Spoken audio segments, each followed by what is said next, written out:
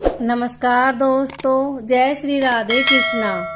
आज हम आपके लिए पुत्रदा एकादशी की तिथि, शुभ मुहूर्त और पूजा विधि लेकर आए हैं। इससे पहले आप हमारे चैनल को सब्सक्राइब करें, बेल आइकन को प्रेस करें ताकि हमारी वीडियो की नोटिफिकेशन सबसे पहले आप तक पहुंचे। वीडियो को लाइक और शेयर जरूर करें। व्रतों में सबसे महत्वपूर्ण व्रत एकादशी का होता है। एकादशी का नियमित व्रत रखने से मन की चंचलता समाप्त हो जाती है।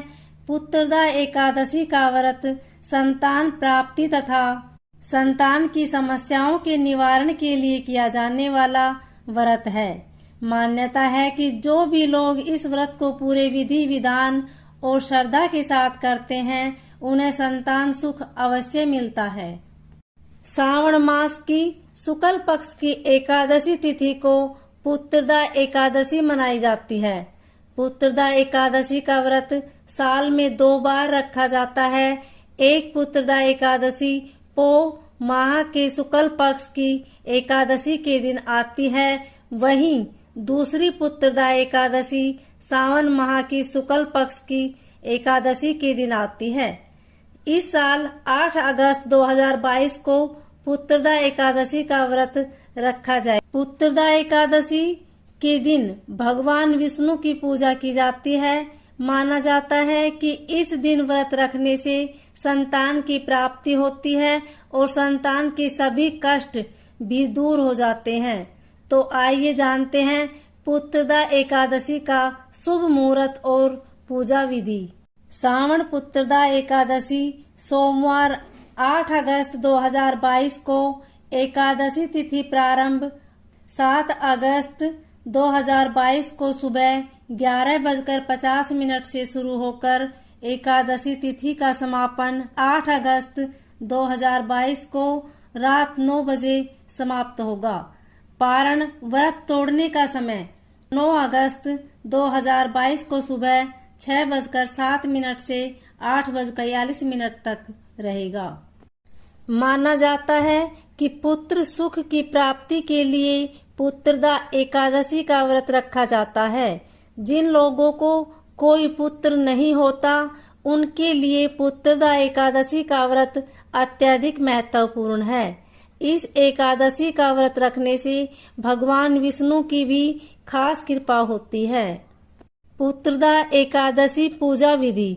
एकादशी से एक दिन पहले ही सात्विक भोजन करना चाहिए। एकादशी के दिन ब्रह्म मुहूर्त में उठकर नहाकर साफ कपड़े पहनने चाहिए। इसके बाद भगवान विष्णु की प्रतिमा के आगे दीपक जलाएं और व्रत का संकल्प ले। भगवान विष्णु की पूजा करते समय तुलसी के पत्तों का इस्तेमाल जरूर करें। तुलसी भगवान विष्णु को अति प्रिय है, इसलिए विष्णु भगवान की पूजा में तुलसी को जरूर शामिल किया जाना चाहिए। 8 अगस्त 2022 को पुत्रदा एकादशी के साथ ही सावन का सोमवार भी है। ऐसे में मंदिर में जाकर विष्णु भगवान की पूजा के साथ ही शिवलिंग पर भी जल जरूर चढ़ाएं। व्रत के दिन कुछ भी ना खाएं, फिर अगले दिन पारण करने से पहले ब्राह्मणों को भोजन कराएं, उसके बाद ही पारण करें। पुत्रदा एकादशी व्रत कथा।